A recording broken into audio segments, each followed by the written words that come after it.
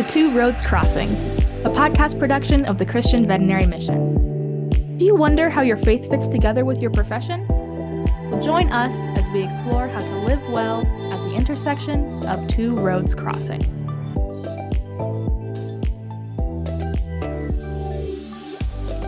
Well, hello, and welcome to Two Roads Crossing, a podcast production of the Christian Veterinary Mission, where we explore the intersection of faith and vocation. My name is Barry Schwenk. I'm a pastor, a veterinarian, and your host. Today, we are continuing a conversation with Dr. Paige Wages, who has been talking to us a little bit about community, about the dangers of isolation, and we really wanted to explore a little bit more about how we can take some practical steps in building community. And Dr. I was going to call you Dr. Paige, but do you like Dr. Paige or Dr. Wages? I go by anything. You go by anything. Okay. It's really weird because I find that in the clinic, I like Dr. Schwenk, but at church, I'm Pastor Barry. I don't know what the deal is, why there's a difference, but I digress. Sorry. I was going to say that I really appreciate all the expertise that you bring to this conversation. Everything from being the faculty advisor to the Christian Veterinary Fellowship Group at North Carolina State University. Over the last 22 years, you've been leading short-term mission teams to the Yupik in Alaska, to the Navajo in Arizona, and the Cherokee in North Carolina.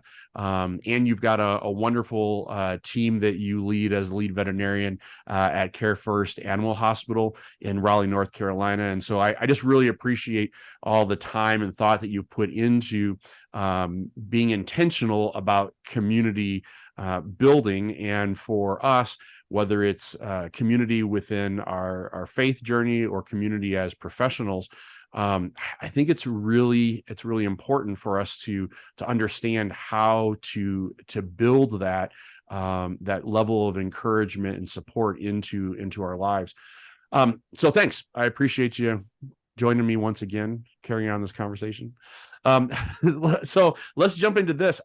When you think about teams and when you think about community, what are some of the characteristics that would define a healthy community or a healthy team? Well, if you think about like a healthy community or a healthy team, it's generally there's three main components of it. And that's, being transparent with each other, being accountable to each other, and then being generous. So those are the three main categories. Mm-hmm. And trying to build those teams. So, being generous to each other is, being gracious and having grace and making, trying to get along with everybody is, that's super important. But being accountable. So if you notice that's, in your team, if somebody is doing something that you feel is inappropriate or not right, being able to call them out on it, invite and feeling comfortable having somebody say the same to you. Mm. So, in the office, we call it coaching. We say, can I coach you on this? And if they say, no, that's not a good time. Maybe come back later, right? Because you don't want to damage those relationships. We want to try and build each other up. So, but that being accountable to each other is really important. And then being transparent, just, being yourself, not having these false pretenses it's important to just kind of be who you are and making sure that your team knows who you are. In any of those settings, whether you're a student in the vet school, whether you're a professional in a clinic, whether you're on a team on a short-term trip, just, be yourself, and that people will be more willing to accept who you are when you're being who you are. Do you find that concept of transparency, accountability, and generosity, is that something that most people are familiar with those concepts? Or is it something that you really have to teach or coach? That was not, if you're just listening, that was not Paige barking. We're in a thunderstorm. Okay. Oh no. So that is generally something that I feel like sometimes we have to coach people on that. And so especially the kind of the coaching, the accountability, a lot of people, especially in the vet field, don't take criticism well. So, which is why, in the clinic setting, we say, can I coach you? So we ask if it's okay to, basically we're saying, is it okay for me to criticize what you're doing so I can help you do it better? But you have to do it carefully so that you don't look like I'm better than you because I'm telling you how to do this. Just, I have a different way of doing this. What do you think? And I think, not in a clinic setting, in, another setting, like sometimes I find that I'm coaching a lot of my younger vets on their relationships, right? Or giving advice. And so being willing to be on the other side of that, where you can accept it, it's sometimes hard for people. So, coaching is one thing we work on our clinic a lot. And I think that in itself builds teams better so they can learn to respect each other. If one person says, I'm going to coach you on this, or can I coach you on this? And then they are not willing to accept it at that time, they'll come back later and try again and say, are you okay if I try and coach you on how to put a catheter in, the way I do it, or, that kind of thing, or can I help you set up the suction? I noticed you were struggling a little bit. And so, but being willing to accept that, it kind of goes both ways. So, but that's one way to have the team kind of build each other up, rather than, a lead person doing it all the time. So. Well, and I appreciate what you're saying there, because unfortunately, as you're talking about that, I'm thinking even in a church setting, how often just that kind of, we call it discipleship. It's just slightly different, but how many times do we have conflict arise when we jump in kind of cold with that accountability and don't have permission, and it creates a lot of hard feelings, which then damages the team dynamic and damages community, even if it was well intended. And so no matter where you are in life, I think that understanding how to handle that with grace would be a huge asset to fostering, the right kind of atmosphere within your teams. So let me ask this. So having those types of characteristics, it would be wonderful if we could all live in communities where we had that kind of transparency and accountability and generosity just overflowing and exuding in just the right ways and just the right amounts. But how do you get to that point? How do you build a healthy community? What are some of the steps that need to be taken in order to get to that point? I think one thing is, one of the most important steps is, if you're trying to build a community, is making sure that each member or part or team member is there for the same reason. So, what is our purpose? Why are we here? If there are people there that have different expectations or different drives or purposes, then maybe they shouldn't be on that particular team. Because you want to make sure everybody has the same goal. So in the clinic setting, like, our goal is, excellent customer service, good quality medicine, good, excellent patient care. Like, taking care of our patients and clients is number one. And if that's not why you're here, then maybe this isn't the right job for you. So just making sure that everybody's on that team. For the short-term trips that we lead, like, we're going to talk to the people. We might get some vet work done, but that's not where we're going. So if we're not there, if you don't have the same expectations, like, then this isn't going to work. So it's not everybody is fit for every team also. So just kind of remembering that sometimes you can't fit a square peg into a round hole. It just doesn't work. So, well, and that doesn't mean that the peg is wrong either. I mean, that's the thing, is that, and I appreciate that when you start talking about expectations, an unvoiced expectation is going to lead to disappointment almost 100% of the time, right? Because we have to know. And it's great to get to the point where you say, well, I have this objective in mind and I have this different objective in mind. Neither one of them is necessarily right or wrong. It just means that maybe we're not the best fit for one another, and we can still encourage each other and help each other in different directions, but maybe not on the same, not necessarily on the same team. How do you go about doing that for within the clinic setting, and even within, you lead a lot of different short-term mission teams. How do you get to the understanding of expectation? We'll just talk about it. Oh, well, there we go. That was really easy. Yeah, I mean, have a conversation. And a lot of times, you talk to people and when we're interviewing people at the clinic, if they don't seem to have the same expectations, or then maybe it's not a good fit. Or maybe we have 3 hospitals, maybe this hospital isn't the best one for you, but maybe one of our other sister hospitals may have a different, you may fit in a little bit better with we try and have the same culture. They don't, as much as you try. You have different people in each place, and maybe that's a different fit for you. Same with with the teams, when you're building for short-term trips, is maybe this isn't the best trip for you. Maybe if your expectations are a little bit different, but I know this other team does this thing, maybe that would be a better fit. So it really requires, I think, maybe if you're, for someone who's listening, if you're currently within a community or within or on a team, and you're feeling that sense of disconnect or even friction, it could be that maybe there are some unvoiced expectations that maybe just simply talking about it may not be as personal. Sometimes that's what happens, right? We feel like we're on the outside, so therefore it's personal. I don't understand why they don't like me, or you start to carry that in a different way. But if we just voice those expectations and have an honest conversation about, why are you here? Why am I here? Oh, we have different objectives. Maybe we need to find a different way to either work together or find a different team dynamic that will help us.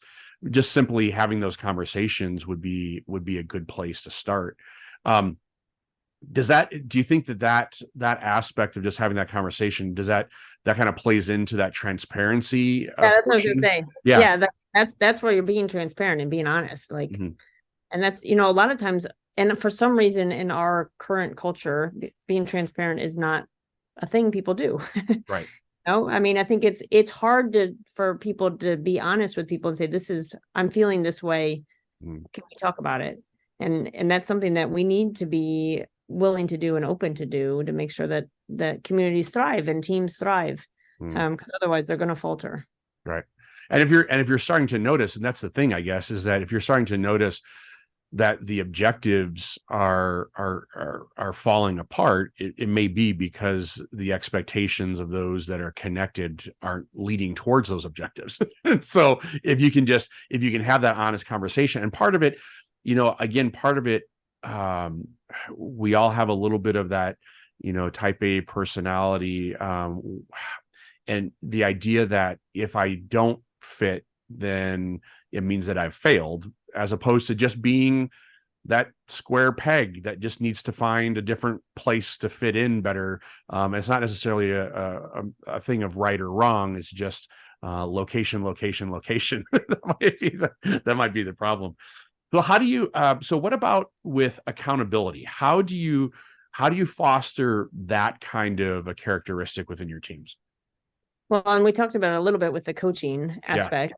And so, being willing to coach and being coachable, it goes both ways. And I think, that's super important. And, as a Christian, that, in the world, having people being willing to take coaching from other people is important. Because if, people call you out, like they feel like you're going the wrong way, or if, our team is not moving in the right direction, or somebody notices something, it's kind of important. And it's sometimes it's hard to accept that, but it is important. So, well, and I would imagine that your likelihood to accept the accountability aspect has a lot to do with the transparency too, right? Because the more comfortable that I feel as my authentic self with you, and vice versa, the more likely we are to accept that accountability from one another, right? And so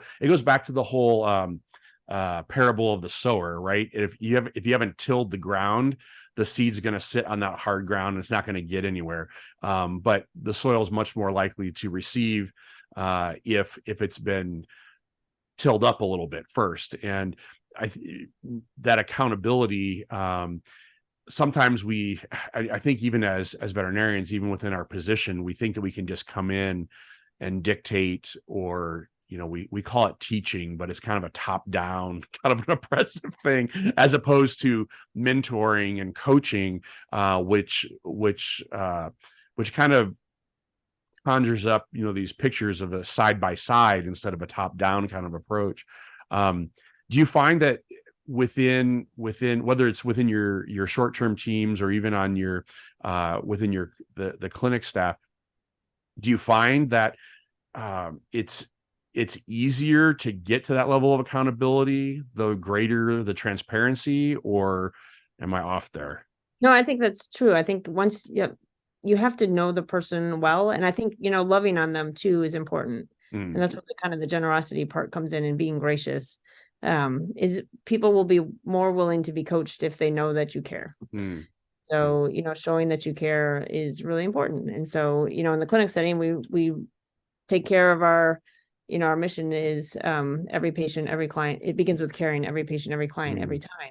And so, but that also includes the staff. And so we take care of our staff so that they take care of the clients and they take care of the patients. And so like, that's very important to what we believe.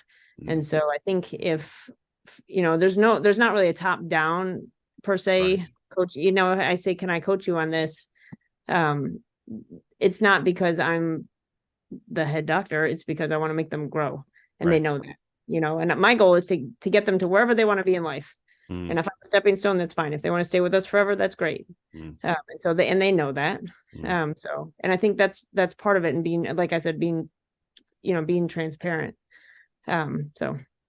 Well, and that I appreciate how those all three fit together, because the other part too is that I would imagine that generosity, or real generosity, stems from that transparency, because the way that you can really love on someone comes from really knowing them first. And in order to know them, there has to be that level of vulnerability, and also a place of security too. I mean, when we talk about vulnerability, we think about the ability to hurt someone, right? Because now I've exposed my true self. But when what comes back is instead generosity, which helps them to get to where they're desiring to go and to meet those expectations, it can't help but maybe foster a positive community. I would imagine though, within that there's still conflict, right? And so how do you navigate conflict, whether it's within your short-term teams or in your clinic staff? I think the most important thing when there is conflict is to sit down and talk to both sides. And just listen. I think no matter what you do in life, no matter if it's a team, if it's a neighborhood, if it's a church, like there's gonna be conflict. And it's important to just kind of listen to both sides and be loving on both sides and see if there's a way to for them to kind of work it out together. And remind people of what is the goal, why are we here? And if a lot of times most people realize, like, in life, why am I here? I'm here to share the gospel, right? But why are we here? And if they realize that whatever it is that they're arguing over is so petty, they're like, oh, well, this was dumb. So just kind of just trying to get people to refocus on, who they are and why they're here. I do think that seems to help some.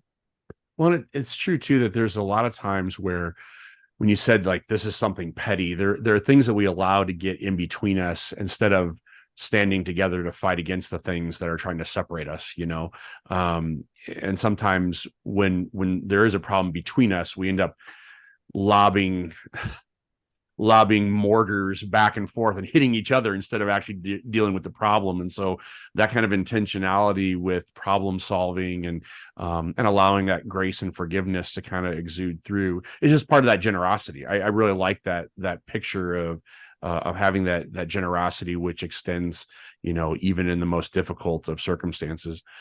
Do you think that these characteristics of community, do you find that there are individuals that really struggle within with these characteristics? Does it come down to personality? Does it come down to expectation? Or is it just kind of a random kind of draw, I guess? See, all of the above. No, I think, I mean, you called it out. A lot of it, I mean, you can't put like we said, we can't put everybody in the same hole, right? Yeah. So, you have introverts, you have extroverts. And not every introvert is going to want to, they take a long time to just kind of share who they are and are willing to kind of do that. We've had a doctor working for us for a year, and she's just really quiet. And, I can see her behind closed doors and I can make her laugh and do stuff like that. But, when she's with the team, she's just really quiet.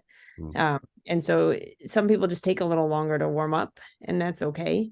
And just being willing to give them that space and that time until they're ready. And then you have the ones that are bouncing off the wall, extroverted, go out of the Jack Russell of veterinarians. Is that what you're talking about? Exactly. Yeah. I mean, so there is, and God made everybody completely different for a reason. Yeah. And it's yin and yang. I mean, we all work together for a reason. And so, it's hard. And because of that, that's what makes the teams interesting and fun, is everybody brings their own, gifts to the table, and being willing to recognize that everybody has a gift and what their gift is. And that goes for, like you said, I think it was in our last conversation, not coveting someone else's gift, but actually understanding the benefit that their gift brings to the table, and just giving people space. That's the other thing too, is just giving folks time. Not creating stories in our own heads about why they do what they do, but just give them the space to be able to speak, to be able to act, and then also to be able to connect within the community within their unique way. And that's the beauty of it, is that with all these, diverse individuals, everyone's going to connect in a slightly different way, and there's not necessarily a right way or a wrong way to connect, but the failure to connect is the greatest disservice, right? And so it would be better for us to be patient and kind, and to slowly draw people in, as opposed to creating our own, story or narrative in our head to exclude them. Well, I really appreciate this conversation, because I think there's a lot of folks that, whether they're on the outside and feeling on the outside, or for folks that realize how important it is to develop community, I think that you've given some very practical steps for them to take. Do you have any last minute advice for anybody who's wanting to or going to try to build a positive, healthy community? Yeah, I think it's really important that you be intentional about it. And that's, it's one of the things, as, even being a Christian is being intentional, be part of a group, a small group, find a church, get involved in, especially as a veterinarian, involved in something outside of the practice, because you need to have that little bit of balance too. And accountability can come in there too. And that's really important. And sometimes it's hard, like, especially as an introvert, to find those places. But stepping out of that little boat of comfort, just take one step, do one at a time, and see what you can do to build that community. Even go next door and talk to your neighbor, bring them cookies. It's really important. So sometimes just being present and being willing to be around people is the type of generosity that lets them know that you care about them. I think scripture says that it's like oil in the beard of Aaron when brothers live together in peace. And so that's kind of what we're going for. Oily beards, I guess, is what we're going for. I don't even know. I'm not really sure, but okay. I think that's what we're going for. And I appreciate that. It's a lot of hard work, but the benefits are beyond measure. So for all of you listening, hopefully this has given you some practical steps on how you can be an intentional part of building a healthy community in faith, in your profession, in your families, in your communities. And hopefully, Paige, thank you for sharing all of those things with us. And we'll have to get together again and visit about some of your short-term trips. I'm sure you've got plenty of stories still to share. So, well, for everyone listening, I appreciate your time, and hopefully that as you have been listening, these practical steps will benefit you in wonderful, beautiful ways. And as we start to implement these types of aspects and characteristics of community building into our lives, we will be learning how to live well together at the intersection of two roads crossing. Thank you for listening to Two Roads Crossing. a podcast production of the Christian Veterinary Mission. If you were blessed by this content, like and subscribe so that you are alerted when new content is released. If you would like more information about CVM, or if you have questions, comments, or topical suggestions, you can find us online at www.cvm.org. Or you can contact us by emailing podcast@cvm.org. God has a plan for the nations, and that plan includes you. We pray that CVM has encouraged you to live out your calling with confidence and competence. So, until next time, may the voice of the shepherd ring loud and clear as you follow him in faith to the intersection of two roads crossing.